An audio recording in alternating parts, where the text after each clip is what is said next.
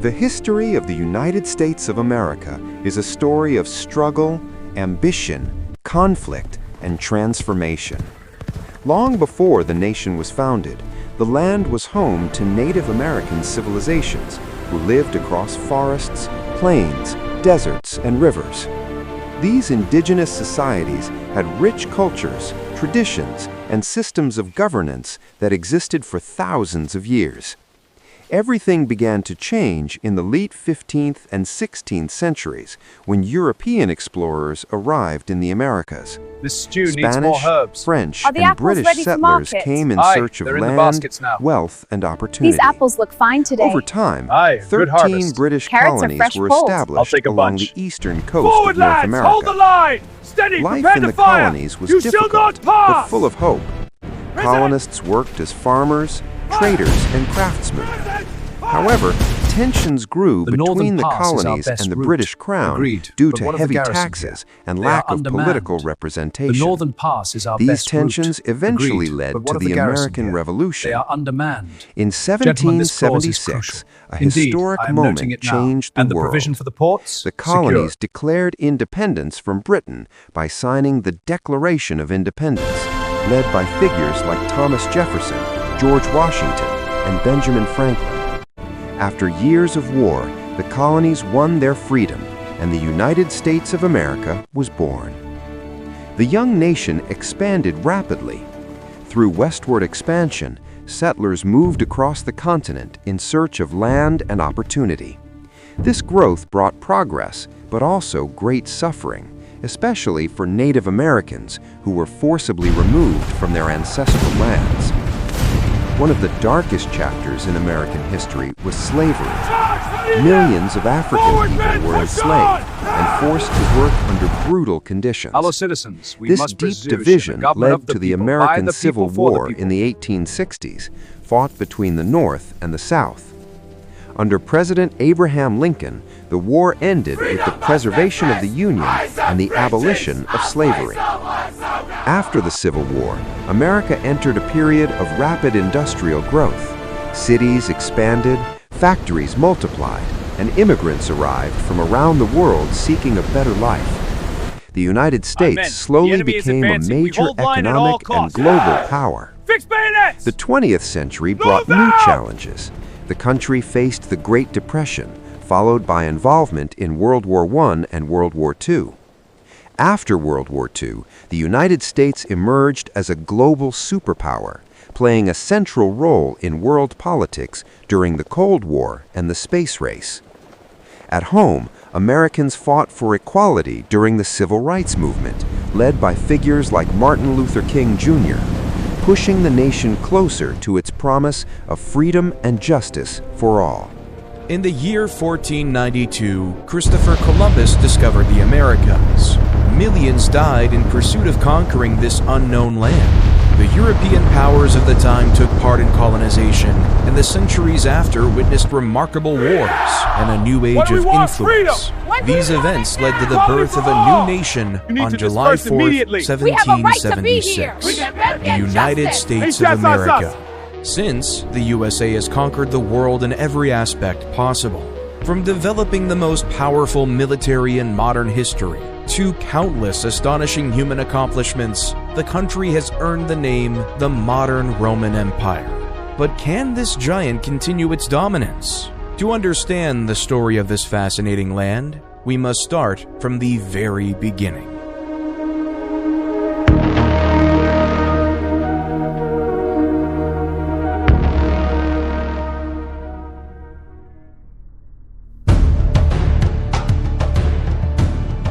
Long before European colonization, the native peoples of North America had developed complex and sophisticated systems of society and government. Hundreds of thousands warred, made peace, and governed over specific regions, and had done so for thousands of years. By the time the first European explorers began to arrive on the North American continent in the 15th century, the Native Americans had already established themselves and their communities for thousands of years. The North American continent, vast and rich with natural resources, would beckon all who came to know of its shores. And so, when a Norse navigator named Leif Erikson learned that there was a land west of Greenland from fellow explorer Bjarni Herjolfsson, he made preparations to set sail. Herjolfsson, who had been blown off course while sailing, had accidentally discovered what would one day be called Newfoundland. And although he did not land, his story gave Erikson the information he needed to successfully sail across the Labrador Sea and make landfall in North America. Erikson and the Norsemen would establish a small settlement in Labrador called Lonso Meadows or Meadows Cove. This settlement and numerous small outposts built nearby it would be abandoned over the course of about 20 years. Afterward, it would be nearly another 500 years before Europeans set foot on the shores of North America.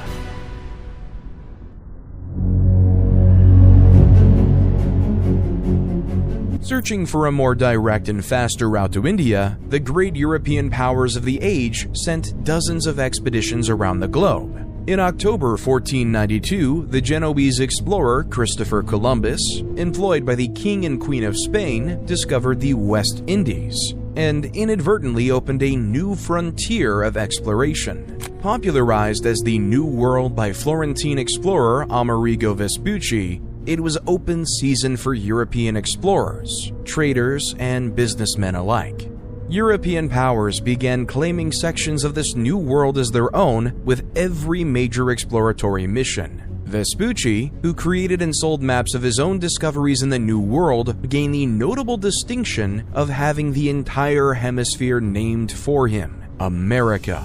While much of the early exploration of the New World focused on what would become known as the Caribbean and South America, it did not take long before explorers turned their attention north to the enormous landmass above Columbus's Hispaniola. At the dawn of the 16th century, the Spanish, English, Portuguese, Swedish, Dutch, and French all entered a race to explore and map the entire east coast of North America. In 1497, Italian explorer Giovanni Caboto, known as John Cabot by his English employers, discovered the same region of Newfoundland that Leif Erikson and the Vikings had settled nearly 500 years earlier. Cabot's discoveries credited him as the discoverer of the North American continent, as no record of Eriksson's expedition or settlement had yet been discovered.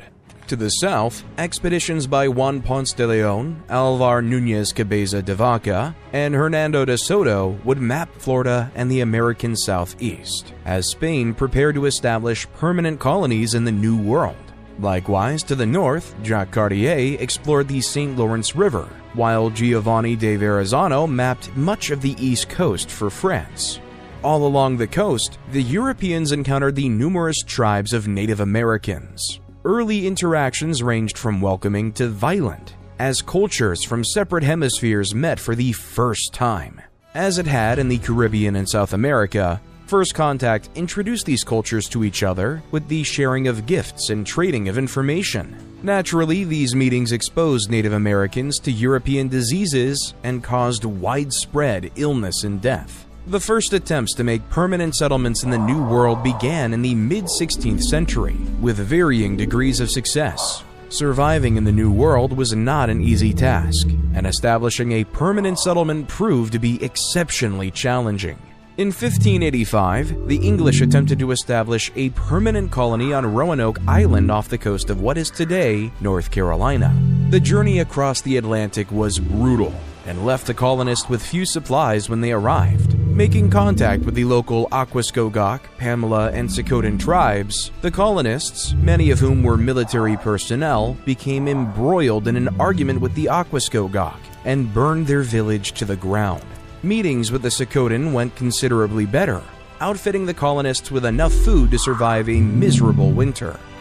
Smallpox and influenza epidemics ran through every native village who encountered the colonists. Communication broke down, and violence finally convinced the colonists to move on, abandoning the colony. Arriving in 1587, a year after the first attempt to settle Roanoke failed, colonists, largely made up of middle-class Londoners with no military experience, landed on Croatoan Island and began to establish a settlement some 40 miles south of the first failed settlement. The colony suffered great difficulty surviving, In 1588, a relief mission to the colony was looted by Spanish naval vessels operating off the coast, leaving its new location unknown to English authorities. That same year, Spanish vessels sailed near Croatoan Island and found that it appeared abandoned. The next relief mission to the colony finally arrived in 1590 and found smoke rising from both Croatoan Island and Roanoke Island. A landing party discovered both settlements abandoned and sacked. The only clues were the letters CRO carved into a tree, and the word Croatoan carved into one of the posts of a palisade allegedly built by the settlers of the colony. Known as the Lost Colony, the settlers of Roanoke were never discovered, the colony deemed lost by the English government. In 1564, a group of French Huguenot settlers attempted to start a colony in what would become St. Augustine, Florida, only to have the colony sacked and all of its male citizens killed by rival Spanish forces. The settlement established by the Spanish colonists at St. Augustine is considered the first permanent European settlement in North America. In 1607, the English attempted again to establish a permanent colony in the New World. Led by the London Company, the settlement aimed to establish a colony in Virginia and selected a marshy region on the James River, which they christened Jamestown. The colony did well initially, quickly constructing living and meeting space, as well as a palisade fort. Relations with the local Powhatan tribes began with hostilities, but gradually cooled over time as the settlers and native peoples of the region learned to cohabitate. The Powhatan offered food and friendship to the colonists, who took the opportunity to search the surrounding region for gold and other precious metals. Instead, they found that the swampy region that they had inhabited held no riches but disease. The people of Jamestown suffered from lack of coordination, disease, and the harshness of the environment around them, despite the aid of the Powhatan people. It was only when Captain John Smith took command of the colony and in near-dictatorial fashion reorganized their efforts to establish trade with the natives and plant crops of their own in and around the colony. Smith returned home to England not long after his term as leader of the colony, but he had established a path for the colonists to follow that allowed Jamestown to endure difficult years of famine and struggle. Jamestown survived, and by the mid-17th century was thriving as more settlements began to grow around her. Jamestown has the distinction of being the first English settlement to survive in the New World.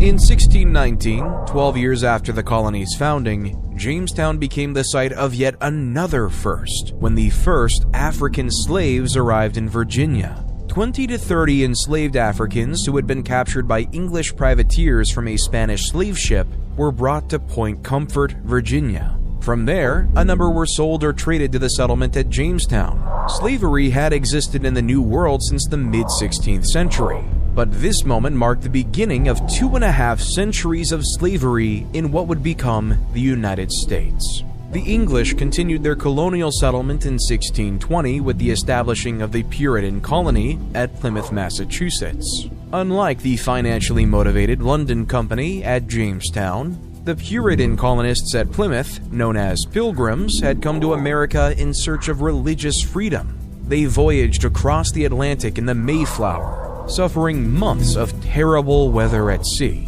When they arrived in the New World, they first landed near what would become known as Provincetown. There, the colonists, concerned over their rights to the land and their legal right to establish a colony, drafted and signed the Mayflower Compact, establishing their right to self-govern, while still holding allegiance to the English crown. However, without finding a reasonable place to begin building their settlement, and after a brief but violent encounter with a local tribe, the Puritans found Provincetown unfit and sailed up the coast for better ground. At last, they decided on Plymouth Harbor, building upon an abandoned Patuxent settlement as a base for their new home. Settled between two hills on which the colonists built two forts, the colony at Plymouth initially struggled through a difficult winter, living aboard the Mayflower and building their settlement by day. In March 1621, they made first contact with the Wampanoag. The Wampanoag chief, Massasoit, was hesitant to trust the Pilgrims.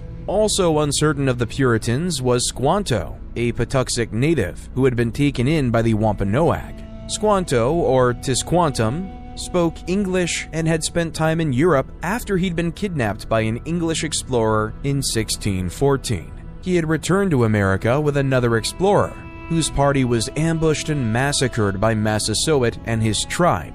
Working as an interpreter, Squanto helped the Puritans and the Wampanoag reach an agreement of non-aggression. In the fall of 1621, the Pilgrims celebrated what has become known as the First Thanksgiving, along with Chief Massasoit and several of his men. The celebration lasted for 3 days, and both parties procured and presented various dishes of local game. Like Jamestown, Plymouth was well run, and its early success was built upon by enterprising companies and individuals in England. More and more companies began crossing the Atlantic and established new settlements. Throughout the 17th century, the English began spreading as more colonies were formed and amalgamated with their fellow English neighbors. The Massachusetts Bay Colony, for example, would absorb the Plymouth Colony, and others as it grew in size. As these settlements became more established, trade opened with Europe, and goods, money, and more colonists poured into the New World. Not to be outdone, other European powers attempted to create their own permanent settlements as they grabbed more and more of the coastal region for themselves. What started as small settlements along coastal waters soon became large swaths of territory, claimed in the name of kings and queens from far-off European nations. In 1614, the Dutch West India Company began to establish permanent settlements in the Northeast, around what would one day become New York and New Jersey. Small settlements and fur trading outposts on Governor's Island and along the Hudson and East Rivers marked what was called New Netherlands. In 1624, fearing military incursions from other European powers, they purchased the island of Manhattan from the Munsee Lenape tribe for $24 and constructed Fort Amsterdam at the southern tip of the island. The settlement, which grew within and alongside the fort, was called New Amsterdam. The settlement utilized its unique environment to expand trade and use hydropower to enhance its growth. New Amsterdam was a city of trade and commerce in its earliest form, and always would be. It was a tempting target for the English, who wanted control of the Hudson for themselves. In 1664, 4 English frigates sailed into the harbor of New Amsterdam and ordered the Dutch to surrender the city. They did so bloodlessly, although the event did spark the Second Anglo-Dutch War. In June 1665, New Amsterdam was reincorporated under English law and renamed New York City. Spain, whose early discovery of the New World gave them an advantage in colonizing South America and the Caribbean, began settling in what would become the American Southeast. From their earliest settlement in St. Augustine, the Spanish traveled inward toward their territorial conquests in Mexico and upward toward Canada, carving a path through the center of the North American continent.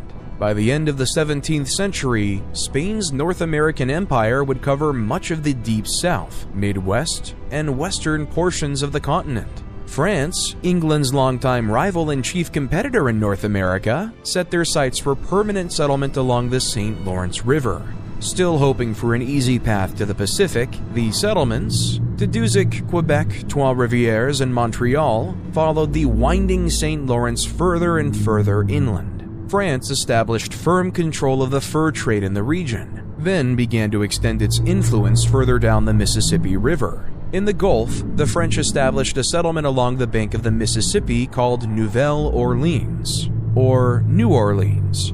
New Orleans was established in 1718 and was the gateway to the Mississippi, a crown jewel in France's North American empire. As the 18th century began, the numerous settlements continued to grow as Europe carved up great swaths of North America for their own. These colonial territories were defined by various treaties and agreements between the colonizing nations, often ignoring the already existing native population and the complex relationships which already existed in North America. Many Native Americans fought back. Acting as opportunists, tribes worked with and against European settlers, often sparking conflict. Raids on settlements were not uncommon, and the colonists could not always rely on their far-flung colonial protectors if these actions required a serious defense. One of the largest and most violent of these was King Philip's War. In 1675, in the colony of New England, war broke out after a significant failure of diplomacy between the colonists and the Wampanoag tribe and their allies. Metacomet, son of Massasoit, who had aided the Pilgrims at Plymouth Colony, had become the Grand Sachem of the Wampanoag Confederacy and did not have the same tolerance for the settlers as his father had. Disagreements over livestock intrusion on Wampanoag land and the presence of colonial missionaries attempting to convert natives to Christianity was the last straw for Metacomet, who, unlike his father, saw only danger in the existence of these settlers on their land. An alliance of Algonquin tribes led by Metacomet struck at not only New England's far-flung countryside settlements, but the larger, more established towns as well. With no English soldiers stationed in the colonies, the New England militia mobilized to defend their homes. The militia targeted native villages, knowing that it would enrage and damage the Indians' ability to wage war. Metacomet was killed in 1676, just a year into the war. His death spelled doom for the Wampanoag and their Narragansett allies. With no one guiding the conflict, things quickly turned in the favor of the New England militia, who all but destroyed the Wampanoag people and forced their allies out of the New England territory. It was the bloodiest conflict in North America to date. In the wake of King Philip's War, tension between the English colonists and their French and Dutch neighbors grew high. In the Northeast, 5 native tribes located north of the New England colony formed the Wabanaki Confederation after witnessing the demise of their southern Wampanoag neighbors in King Philip's War, increasing tensions with the English colonists. In 1689, just 2 years after King Philip's War had ended, the colonists were at war again, this time at the behest of their mother countries. Fighting broke out as the English-backed Iroquois tribes attacked French settlements, and the French-backed Wabanaki attacked English ones. As French and English soldiers made their way to the New World, the colonists of New England and New France prepared to fight each other. Known as King William's War, the conflict dragged on for nearly a decade and saw French successes in the colony of New York and English successes in Acadia, later known as Nova Scotia, and along the St. Lawrence River. Neither side was able to take their main goal. For the French, Boston. For the English, Quebec. And the war concluded in 1697. But King William's War was only the beginning. It was the first of 4 major conflicts between France and England which pitted their various native allies against one another, and peace was not kept for long. In 1701, King Charles II, the last Habsburg king of Spain, died with no direct heir and a confusing web of potential replacements, bound by secret treaties and backroom agreements. English, Austrian, Prussian, and Dutch powers scrambled to stop the French from taking control of the Spanish throne. Known as the War of Spanish Succession, or Queen Anne's War in North America, the conflict originated in Europe and did not take long for the fighting to come to the shores of North America. In the South, Spanish Florida and French colonists in Louisiana were engaged by English colonists from the province of Carolina. The fighting decimated the native populations of the region and helped secure English control of Georgia. In New England, the Wabanaki again sided with the French, and continuous raids on New English settlements plagued the Massachusetts Bay Colony. Concerted efforts made by the English military once again failed to capture Quebec City, but made considerable gains in Acadia. The fighting in North America had little effect on the war's ultimate outcome in Europe, but more than 13 years of continuous fighting wreaked havoc throughout North America, permanently damaging native and colonial communities alike. In the end, the French would give away vital territory to the English, including the Hudson River Valley, Acadia, and Newfoundland. These concessions did not include the various native tribes engaged on either side of the war, and set the stage for future conflicts. For nearly 3 decades, there was relative peace between the major European powers in North America. In this time, the colonies grew larger and more complex, forming their own colonial governments. and expanding a new and thriving North American economy of agriculture, textile production, and maritime trade. As the value of the North American colonies grew, it did alongside her South American and Caribbean neighbors. Valuable gold and silver had been found in South America, and the Caribbean produced commodities which were by now a necessity in Europe and North America, namely molasses and other sugar products. The production of these commodities, of course, was powered by the sweat of slave labor. By now, the American colonies were all engaged in what was known as the Triangle Trade. Slaves from Africa were brought to the Americas, where these slave ships would deposit African slaves for sale and take on cargo of sugar bound for New England. These ships would then sell the sugar and slaves and take on rum, tobacco, cotton, and other goods and return to Africa to trade them for slaves. On and on it went, an ever more valuable and grotesque sale of human lives. Slavery was rampant in the Caribbean and South America, and grew rapidly in North American colonies as well. From the first years of North American colonization in the early 1600s to the mid-18th century, the number of slaves imported to the Americas had increased from roughly 300,000 from 1600 to 1625 to more than 2 million from 1751 to 1775. The increased value of the Americas led directly to the third of the Indian Wars. Like Queen Anne's War before it, the conflict began well outside of North America.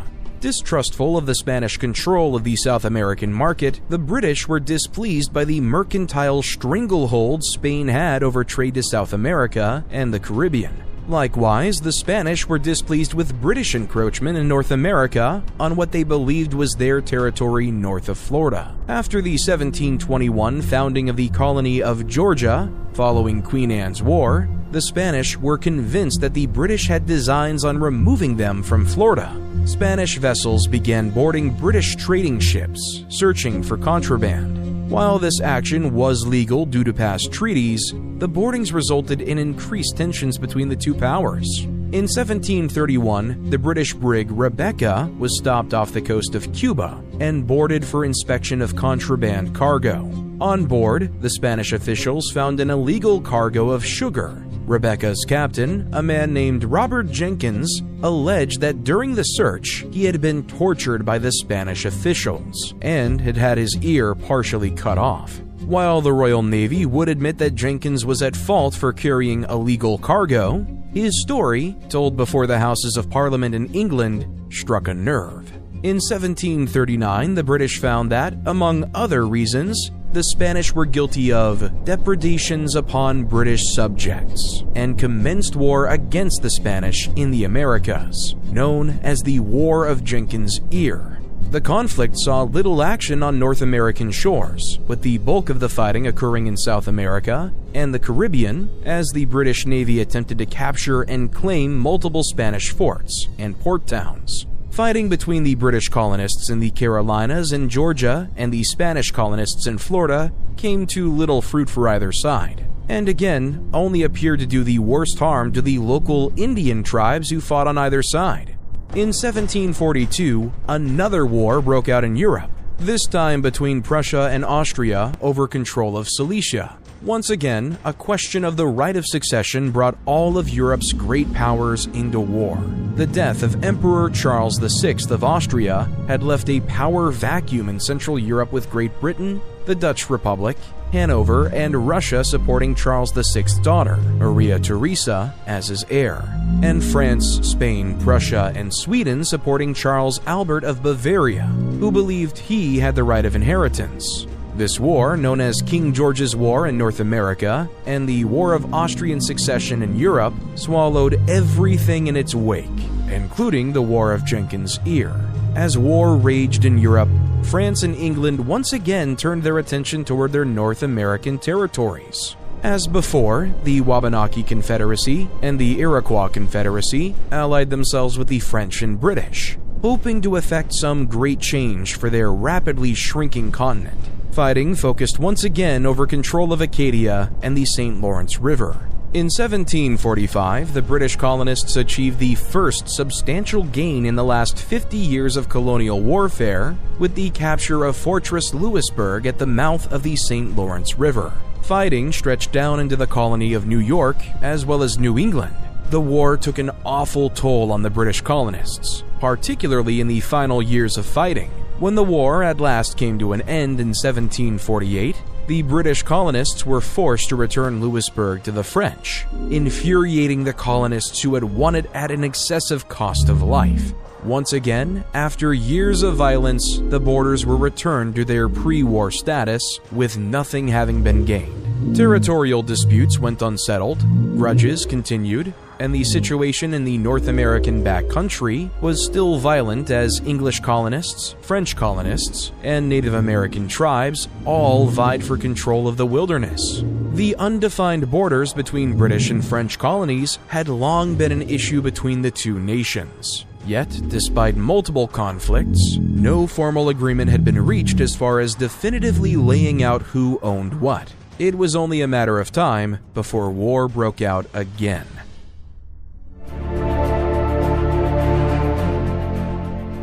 In late 1753, the lieutenant governor of the Virginia colony, Robert Dinwiddie, ordered a young Virginia major named George Washington to remove French colonial troops from forts in the Ohio River Valley. The colony of Virginia claimed this territory as its own and felt that it was within their right to vacate the French from the forts, which still dotted the region from the last century of fighting. The expedition resulted in a French rejection of Virginia's demands, and Washington, who was promoted to lieutenant colonel upon his return, was once again sent into the Ohio River Valley to remove the French from their forts, by force if necessary. In April 1754, French troops learned from their native allies, the Mingos, that a small British fort had been built by colonial militia at the forks of the Ohio River. French troops marched to the fort and captured it. They built in its place a much later fortification which they named Fort Duquesne. Meanwhile, further south in the valley, Colonel Washington and his small force of colonial militia and natives, allied to the English, came upon and engaged an encampment of unsuspecting French troops. The French were quickly overwhelmed, and later explained that they had been sent to intercept Washington peacefully and to warn him of his apparent incursion in what they believed was French territory. To Washington's surprise, the leader of the native forces accompanying him, Tenarison, attacked and killed the wounded French commander, likely due to a long-standing hatred of the French. Washington feared the French would attack and constructed a small fort, which he named Fort Necessity. Necessity was, as Washington predicted, quickly surrounded by French troops from Duquesne and forced to surrender. This small skirmish set the world on fire. Lieutenant Governor Dinwiddie called for aid from his fellow colonies and from the British government back in England. Fearing that the incursion would strengthen French claims to the region, the British government immediately sent troops to strike at the various French forts still in and around the St. Lawrence River and the Ohio River Valley. The French sent additional forces to North America to hold off the inevitable British invasion. Quite suddenly, France and England were once again at war. Multiple early British forays into the Ohio River Valley and Canada failed spectacularly. Early into the war, it seemed as though the French would be able to secure their holdings in North America, and even found success in capturing a number of critical British forts in the colony of New York, including Fort Ticonderoga and Fort William Henry. In 1758, fortunes changed for the English, as the complicated system of entangled alliances produced by the past century of war finally ignited the 7 Years' War. The fighting in the Ohio River Valley, known as the French and Indian War in America, had launched the largest European land war to date, with every major European power of the era engaged. Millions of soldiers and thousands of naval vessels were activated for duty. Fighting stretched not only across North American, but to Europe, the Caribbean, India, and Asia. As the French were forced to direct their attention to Europe and to other more valuable parts of their empire, the British were able to take advantage on the North American front. with the British Navy actively keeping the French from not being able to resupply along the St. Lawrence River. British and American colonial forces successfully captured Fort Niagara, Fortress Louisbourg, and the city of Quebec.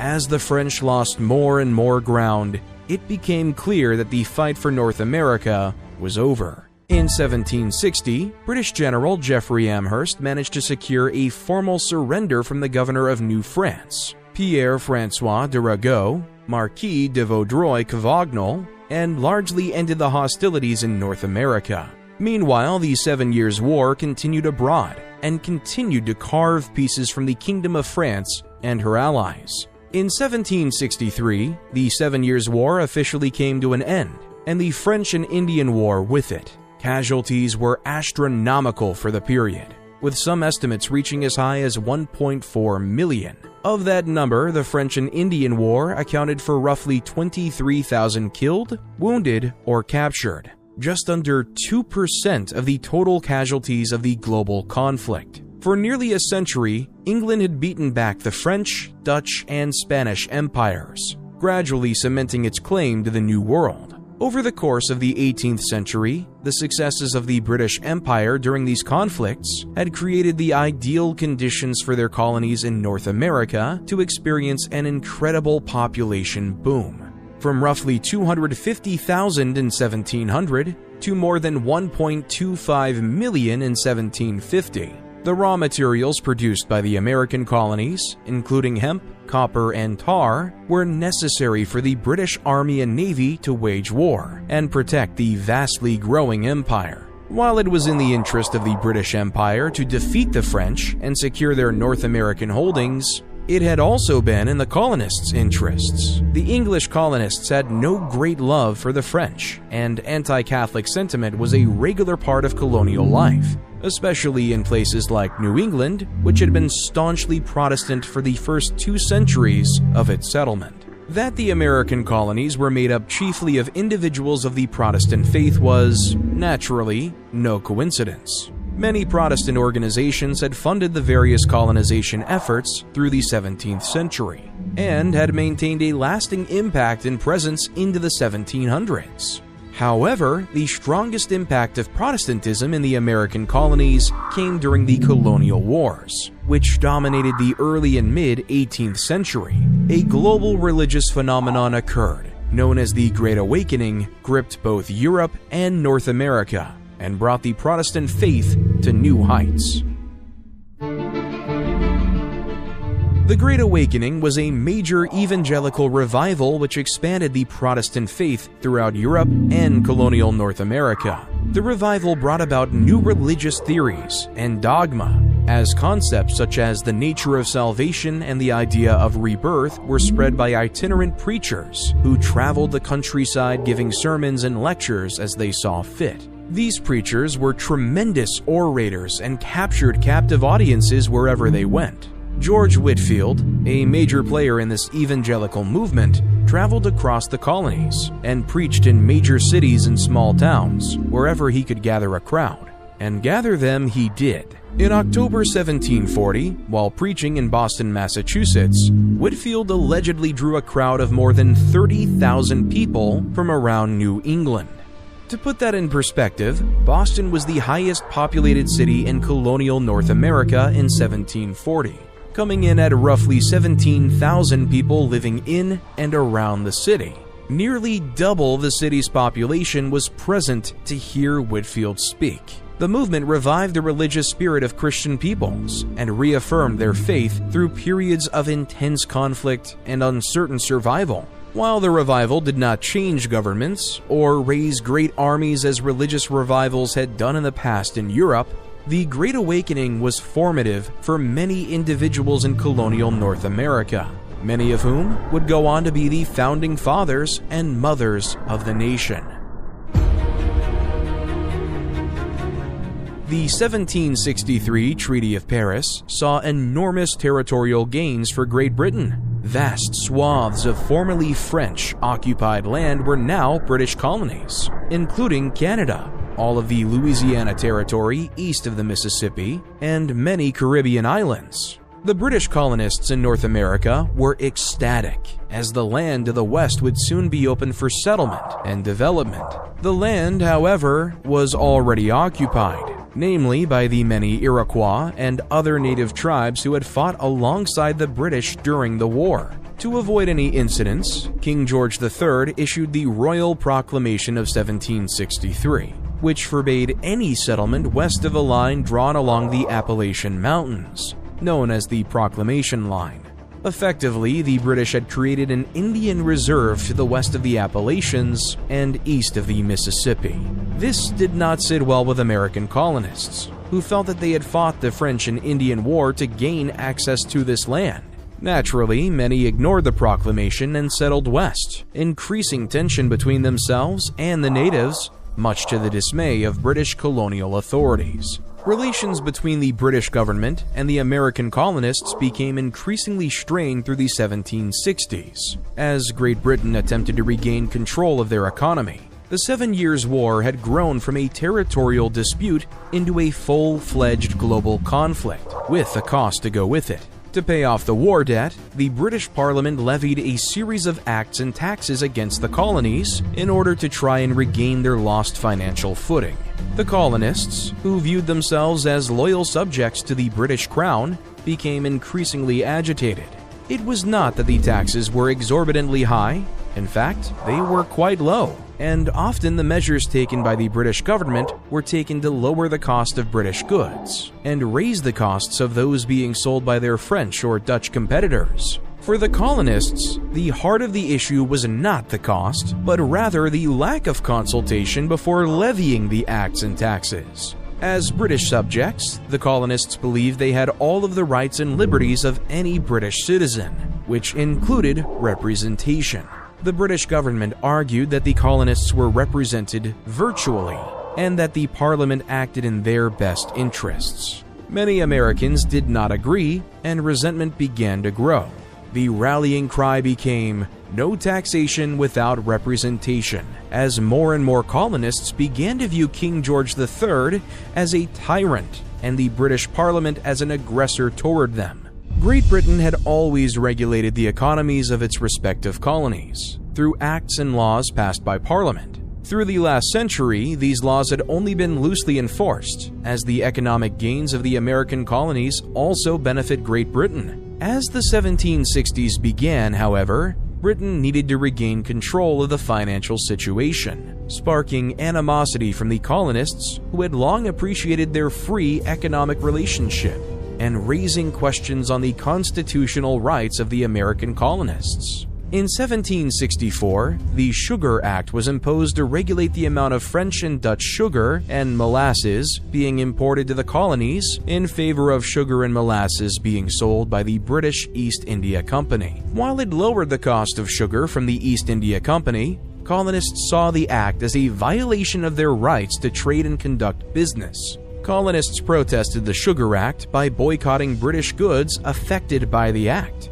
While this form of protest was not widely successful from an economic standpoint, the East India Company had one of its best years in 1774. The protest was noted by British Parliament, and many Whigs within the British government warned that relations could worsen if some sort of agreement could not be met. The following year, in 1765, the Parliament passed the Stamp Act. It was the first act of Parliament ever directed specifically at the colonies, as opposed to across the empire. The Stamp Act would require any form of official paper to need an official stamp. The act affected newspapers, almanacs, and official documents, such as licenses, deeds, and wills. It even meant that playing cards required the official stamp. Such a direct tax had never been levied against the colonists, and many saw it as an attack by the Parliament in response to the boycotts the year before. Secret organizations known as the Sons of Liberty began to appear throughout the colonies and threatened violence on anyone who sold the stamps. Indeed, violence began to break out across the region as the Sons of Liberty targeted British officials who enforced the act. In one such case, the home of Lieutenant Governor of the province of Massachusetts Bay and Chief Justice Thomas Hutchinson was ransacked by an angry mob led by the Sons of Liberty. While Hutchinson and his family escaped the violence, their home was destroyed. Some colonists, however, did not act out in violence, but relied instead on a united political action. 9 colonies sent representatives to the Stamp Act Congress in New York City and compiled a Declaration of Rights and Grievances for the British Parliament. The declaration stated the position of many of the American colonists, stating that the British taxes levied without representation violated their rights as not only British subjects, but as men. Again, the Americans engaged in protest by boycott, this time with significant results. The income from imports to the American colonies fell from £2,250,000 in 1764 to £1,944,000 in 1765. In England, American statesman Benjamin Franklin argued the case of the American colonies to Parliament and warned that continued abuse of the colonists could and would result in rebellion. Fortunately for the colonies, the Parliament experienced a shift in government which had sympathy for Whig politics, which resulted in the repeal of the Stamp Act. The Parliament passed the Declaratory Act in 1766, reversing the Stamp Act, but at the same time insisting that the Parliament as a legislative body had the right and power to make laws for the colonies in all cases whatsoever. Both sides viewed the result as a political victory, believing that their interpretation of the rights of the colonists had been heard and secured. The Parliament believed it had exerted its will as the governing body of the colonies, and once and for all had established their right to levy laws on them. And the Americans believed that the British Parliament would not ever directly tax them again. Without some form of representation, a door had been left open, and if the British government was not careful, it might be able to close again. In 1767, things were still not going well economically for the British. The Rockingham government, which had helped repeal the Stamp Act, was suffering at the hands of their Tory opponents, who criticized them harshly and felt that they had been played by the American colonists. Charles Townshend, who served as the Chancellor of the Exchequer to the ministry of William Pitt the Elder, found himself in control of the administration when Pitt suddenly passed away in 1766. Townshend himself died a year later, but before he did, urged by the financial crisis and the insistence of the Tory factions within Parliament, passed a series of 5 acts which would collectively bear his name, the Townshend Acts. The first act, known as the Revenue Act, imposed direct taxation on lead, glass, paper, paint, and, notably, tea. The second created a new customs board for the North American colonies in Boston, and allowed customs officials unprecedented control over vessels coming in and out of colonial ports. The third suspended the New York Assembly from conducting business until it had complied with the requirements of the Quartering Act, passed in 1765 alongside the Stamp Act. The fourth act, known as the Indemnity Act, colloquially known as the Tea Act, lowered the commercial duties on tea imported by the East India Company, hoping to combat the smuggling of Dutch East India tea into English ports. The final act, known as the Colonial Trade Act, passed after Townshend's death in 1767, also aimed to target smuggling, and granted admiralty courts jurisdiction over all matters concerning customs violations, taking away the authority of local colonial courts. Before his death, Townshend feared that it would provoke a rebellious response from the American colonists. Townshend could not have been more correct. A flurry of activity gripped the American colonies. Pamphlets and letters flew from the pens of lawyers and farmers alike as they published their grievances in papers and broadsides across the colonies. Committees of correspondence were formed and shared ideas and debated the political and economic situation in the colonies. Once again, the Sons of Liberty were active, implementing the boycott of British goods and inciting riots where the opportunity was ripe. Particularly in Boston, unrest began to foment in such a way that the customs officials were obliged to leave town. This prompted British authorities to send for British troops to occupy Boston to quell the mob. On March 5, 1770, the consequences became quite clear when a young British sentry guarding the Boston Customs House was set upon by an angry mob of colonists. Accounts of the event state that the incident began as an argument between the private and a young wigmaker's apprentice, who upon insulting the private and his officer, was warned away from the post. Refusing to go and further insulting the officer, he was struck in the head by the private's musket. A crowd began to gather as the altercation grew louder, and bells rang out indicating a fire, drawing yet more Bostonians toward the lone sentry. The sentry sent a runner to get help, as the crowd became more violent, throwing ice and oyster shells at the sentry and calling for him to fire his weapon. Captain Thomas Preston and a handful of men from the Grenadier Company of the 29th Regiment of Foot arrived at the scene and deployed around the sentry with bayonets fixed.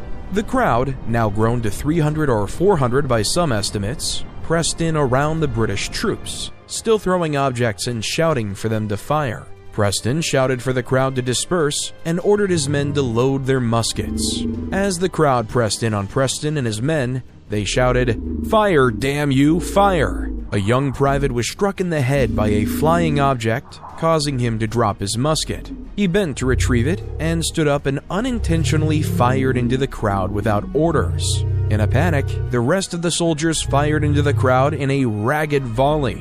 As the crowd broke in horror and the smoke cleared, it revealed 3 dead colonists: Samuel Gray, James Caldwell, and Crispus Attucks. A mixed-race former slave, Samuel Maverick and Patrick Carr, were wounded and would die shortly after.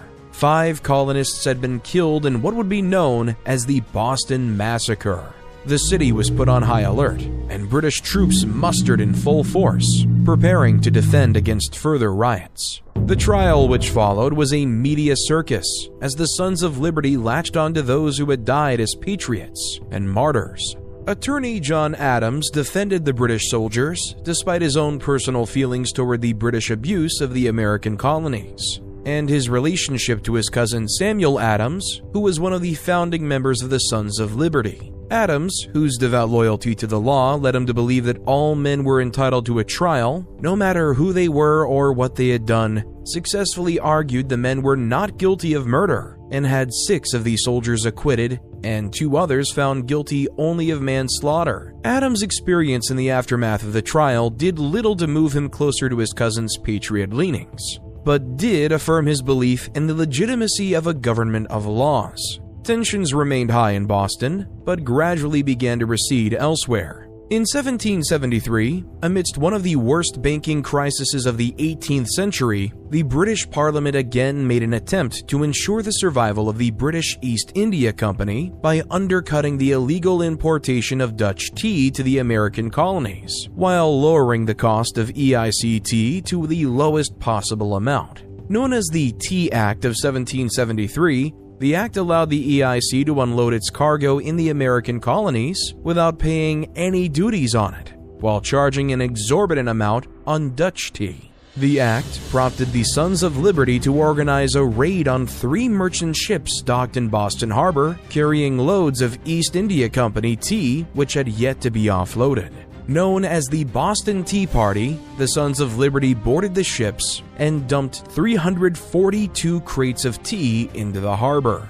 The loss of tea amounted to approximately 9,659 pounds in 1773, the equivalent of $1.7 million today. Parliament was outraged and responded by passing a series of acts known as the Intolerable Acts in 1774. The first 3 acts, the Boston Port Act, the Massachusetts Government Act, and the Administration of Justice Act, all targeted Massachusetts alone, and punished the city of Boston and the Massachusetts Bay Colony for its role in the Tea Party. The Boston Port Act closed the port of Boston until the colonists paid for the destroyed tea. The act angered citizens in Boston who had not even participated in the Tea Party, and they felt they were being punished unjustly without being able to testify in their own defense. The Massachusetts Government Act revoked Massachusetts' charter and brought the colony under direct British control. Town meetings were limited, and all appointments had to be appointed by the royal governor. The Administration of Justice Act allowed the royal governor of Massachusetts to order the trial or retrial of any royal official to take place in Great Britain if the accused could not get a fair trial in Massachusetts. The final act, which affected all of the colonies, was the Quartering Act of 1774, which allowed royal governors to house soldiers in buildings if suitable quarters were not provided by the colonies. These acts were the last straw for many colonists. The perceived violation of what they viewed as their natural and constitutional rights as British subjects threatened to turn resentment of their British mother country to hatred and send the colonists into rebellion. Parliament hoped that the intolerable acts would isolate the problem, which seemed to be the strongest in Massachusetts. Meanwhile, the colonists began taking steps beyond simple committees of correspondence. The formation of the First Continental Congress in the fall of 1774 worked to redress the intolerable acts and petition the British government for a repeal, as they had in 1765 with the Stamp Act. The petition to the king never received a formal reply. With no reply from the British government, in May 1775, the colonies convened again. The Second Continental Congress found itself again attempting to organize a general boycott of British goods, and achieve some kind of formal response from the Parliament when the tension which had gripped the American colonies since the end of the French and Indian War finally reached a breaking point in a small village outside of Boston on a mild mid-April morning in 1775. On the evening of April 18, 1775, with tensions running high between the people of Boston and the British troops garrisoned in and around the city, the Sons of Liberty discovered that General Thomas Gage planned to march British troops to a cache of weapons and powder hidden in Concord, just a few miles from Boston, and destroy the supply. Patriots Paul Revere and William Dawes rode through the Boston countryside and warned the population that the regulars are turning out, or as it's more popularly remembered, the British are coming. Colonial militiamen rose from their slumber, gathered their muskets, and rushed to stop the British troops from making it to Concord. On the morning of April 19, 1775, Massachusetts militiamen faced off against British regulars on the Lexington Town Green. When ordered to lay down their arms and return to their homes, the militia refused and stood their ground. Captain John Parker, commanding the group of 70 or so Massachusetts militia, ordered them not to fire unless fired upon first. British officers ordered their men to level their muskets, but cautioned them not to fire. Suddenly, a shot rang out. No one knows where the shot came from. Neither side laid claim, both blaming the other. With this moment, known as the shot heard around the world, the resentment and anger boiled over at last, and the war began. When the American Revolution began, it did not start as a revolution. While certainly the ideas it generated were revolutionary, the actions of the First Continental Congress were those of a legislative body, hoping to attain a form of reconciliation with the mother country. Better characterized as a rebellion, the earliest stages of the war were fought by the colonists to reclaim what they saw as their natural-born rights as British subjects and citizens.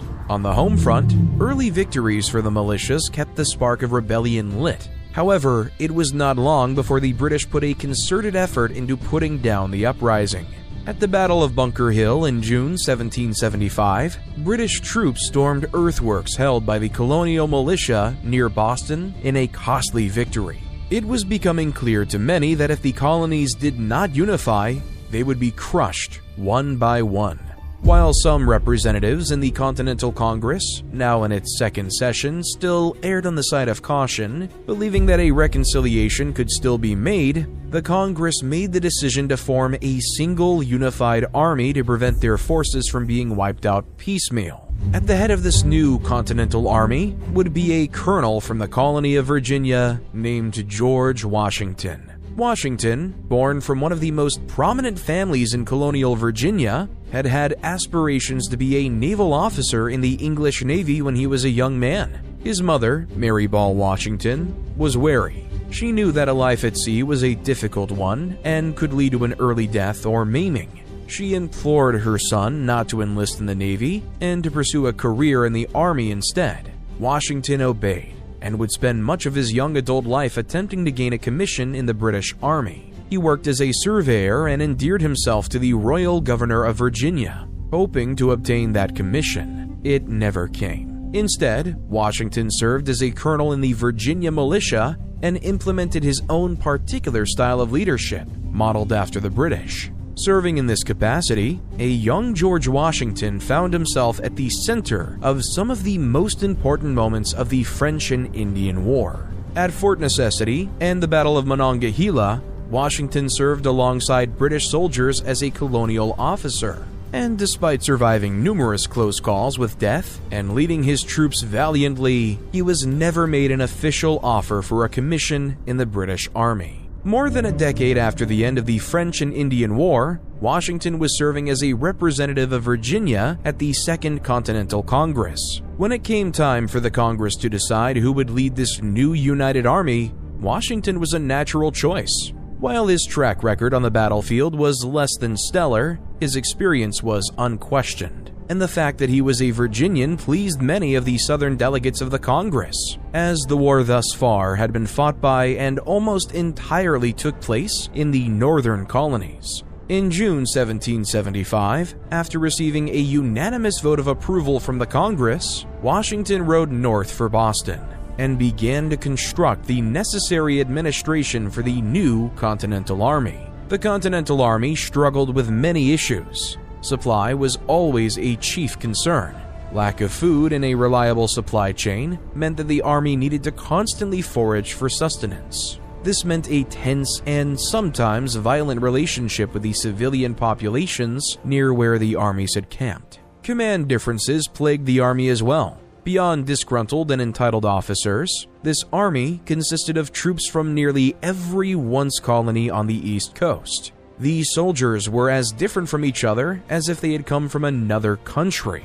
In one early instance, General Washington literally had to pull soldiers off of each other during a snowball fight outside of Boston, which had turned into an outright brawl between soldiers from Massachusetts and Virginia. Uniting these men into a fighting force was a war unto itself.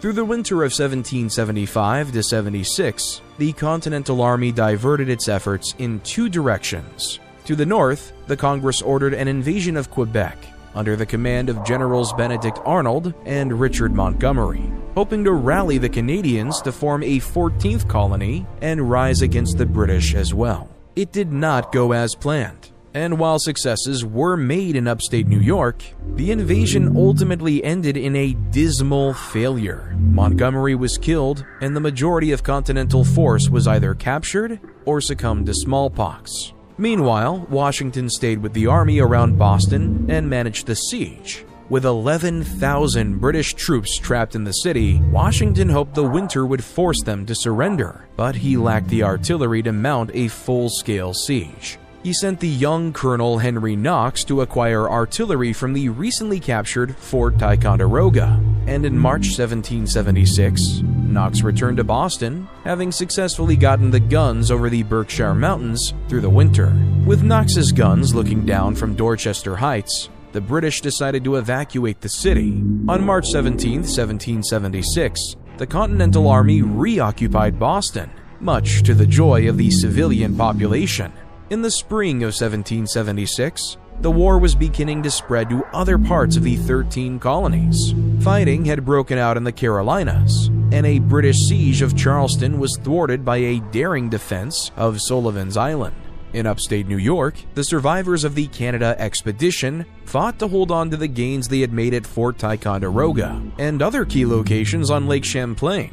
Washington's forces in Boston moved south to occupy New York City. The Continental Congress ordered Washington to defend the island city, despite the lack of a meaningful navy. Washington was uncertain his army, many of whom were untrained and undisciplined militia, was going to be capable of standing up to a British assault on the city. In Philadelphia, now the American capital, the Second Continental Congress had shifted from a government body imploring the British government for a redress of grievances to a government body responsible for the management of a war. The Olive Branch Petition, sent to England in July 1775, had been the last attempt of the Congress to make peace with the mother country. it had been met with the naming of the Congress as traitors and the revolution as illegal. After the action in Boston, it had become clear to a faction of the Congress, led by John Adams, Benjamin Franklin, Thomas Jefferson, and others, that a return to the pre-war status the American colonies in Great Britain had shared was no longer a possibility. The necessity for self-rule had surpassed any possible reconciliation with England. Many of the representatives also realized that victory in this conflict could only be achieved with the assistance of a foreign power, namely France. They knew France would not intervene on behalf of rebel colonists, but they might for a sovereign nation. Consequently, by early summer 1776, the majority of the provincial congresses were prepared for a complete separation. On June 11th, the Congress formed a committee to draft a document stating the justification on their separation from Britain. The Declaration of Independence was written largely by Thomas Jefferson of Virginia. It laid out in plain words the reason for the former colonies, now states, desire for separation, and affirmed the assertion that they had every right as men to make the separation. After considerable revisions to the original drafts, including the removal of a section condemning the British slave trade, the Declaration was adopted by Congress on July 2, 1776, and its final wording formally ratified on July 4, 1776. Its most prolific line read, "We hold these truths to be self-evident, that all men are created equal, that they are endowed by their Creator with certain unalienable rights, that among these are life, liberty, and the pursuit of happiness." The Declaration changed the shape of the war from a rebellion to a full-fledged revolution. The new colonies began operating as separate and autonomous states, bound loosely by their unified Congress. Washington had the Declaration read to his soldiers in New York City. Spirits soared. At last, the soldiers of the Continental Army felt they had something to band together for: independence. The British struck back in August 1776, launching a series of devastating attacks in and around New York City. As Washington had feared, his army was not prepared for the professional and well-disciplined British troops, and without a navy, he had no hope of defending the island of Manhattan. After 5 consecutive defeats, Washington was forced to abandon New York City to the British and began a prolonged and bloody retreat into New Jersey and across the Delaware River into Pennsylvania in late November 1776. Lord William Howe, the commander of the British troops in North America, pursued Washington into New Jersey and established a series of garrisons which stretched from New York as far south as Mount Holly. Washington knew that if he did not act quickly, the war would be over. He devised a plan to cross the Delaware on December 25, 1776, and attack an exposed garrison in Trenton, New Jersey, occupied by a brigade of German troops hired by the British known as Hessians. Washington crossed the Delaware on Christmas night through a blinding nor'easter and marched his tired and beleaguered army south to Trenton. The Hessians were surprised by the arrival of the Continental Army, as fighting and maneuvering troops through the winter was generally viewed as difficult and dangerous for 18th century armies. He achieved a swift victory fighting through the streets of Trenton and won his first battle as commander of the Continental Army. 9 days later, after a tactically brilliant running engagement on January 2nd, the Continental Army again achieved victory on the morning of January 3rd in Princeton, New Jersey. The 3 battles fought kept the Revolution alive in its darkest hour.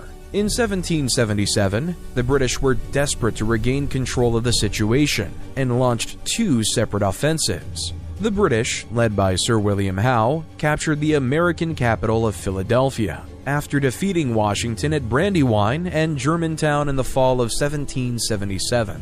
While the loss of the capital was a blow to the morale of the Continental Army, the army had not fallen apart, as Howe had expected, and Washington took his forces to winter at Valley Forge, just a few miles west of Philadelphia. In upstate New York, British General John Burgoyne pushed his army south from Canada, capturing Fort Ticonderoga and hoping to sever New England from the rest of the United States in order to bring about a swift end to the war. Instead, Burgoyne faced off against Continental Generals Benedict Arnold and Horatio Gates, fighting a series of battles near Saratoga, New York. Thanks to impressive leadership by Arnold and sound strategy by Gates, Burgoyne's army was defeated and ultimately forced to surrender in October 1777. It was the largest British army to ever surrender to an enemy force to date, nearly 7,000 men.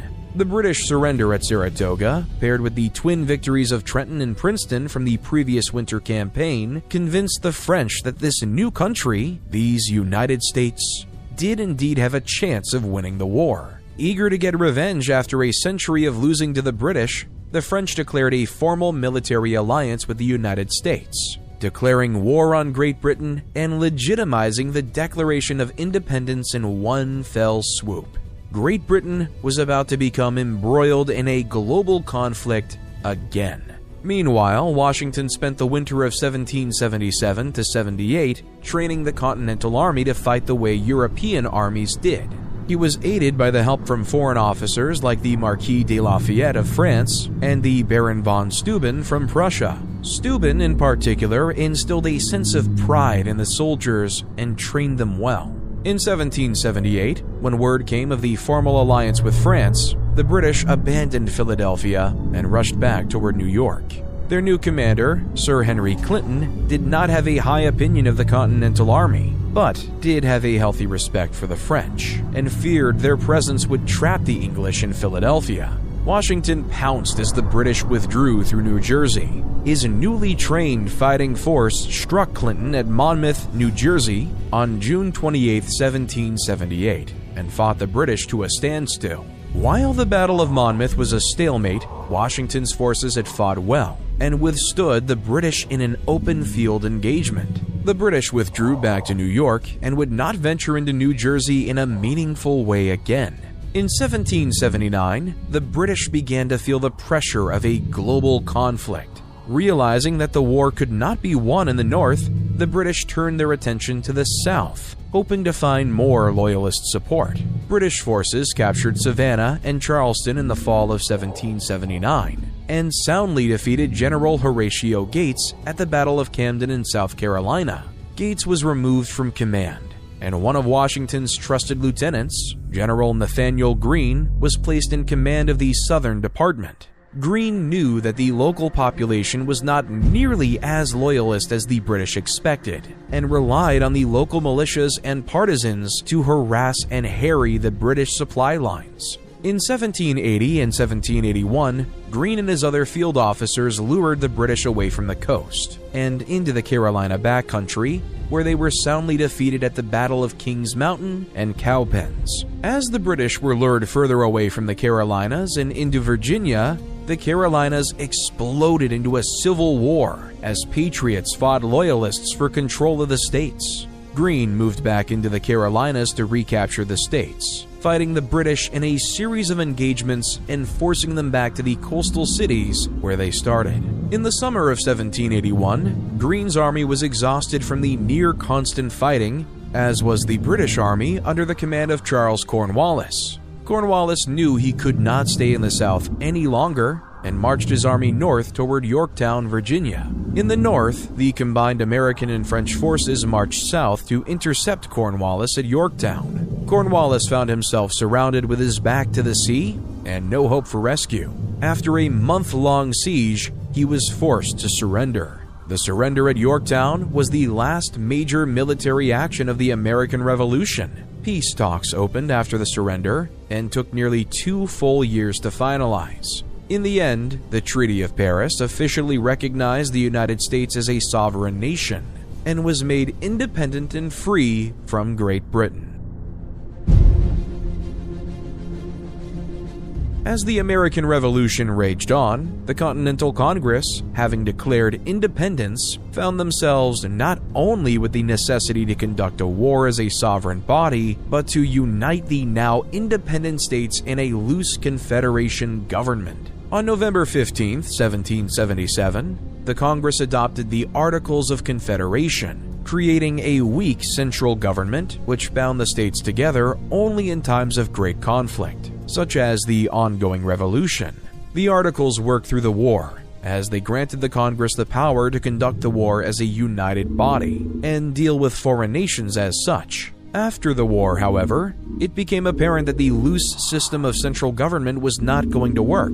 Under the Articles, the state governments had direct control over their own commerce, economy, and laws. And while many of these overlapped, not all did, creating chaos and confusion.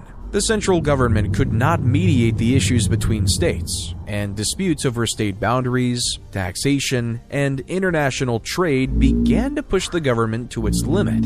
The United States was less than a decade old and was already facing an economic and political disaster. One of the major indicators that change needed to be made occurred in fall 1786, when the economic situation began leading to mass foreclosures and bankruptcies. In Massachusetts, Revolutionary War veteran Daniel Shays led a rebellion of some 1,200 other veterans who had not been paid for their service nor had received a pension, and occupied the Massachusetts Supreme Court in Springfield, thereby denying the Massachusetts government the ability to foreclose on any property. They attacked the new federal arsenal at Springfield, but were unsuccessful in taking possession of the grounds. Fighting began to occur all over the state as the rebellion spread. Fortunately, the Massachusetts militia defeated the rebels, scattering them and putting an end to the fighting. It was clear the Articles of Confederation limited the federal government's ability to handle domestic issues, as well as foreign policy issues. The Treaty of Paris, which had ended the revolution, made stipulations that debts owed by Americans to British subjects would still need to be honored, and that loyalists would still be able to bring suits to United States courts for the return of their confiscated property. As each state was liable for ensuring these terms were met,